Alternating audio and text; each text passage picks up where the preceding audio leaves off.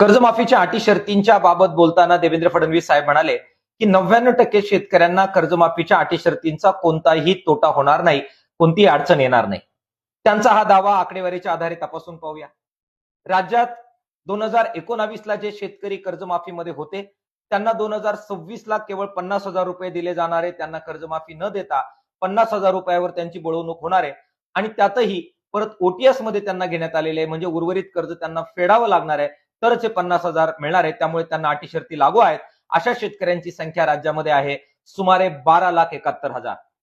नियमित कर्जदार शेतकरी ज्यांना पूर्वी एकदा कर्ज भरलेलं असलं तरी नियमित धरलं जात होतं, आता 4 वेळा त्यांनी कर्ज भरण्याची अट त्यांच्यावर टाकण्यात आलेली आहे.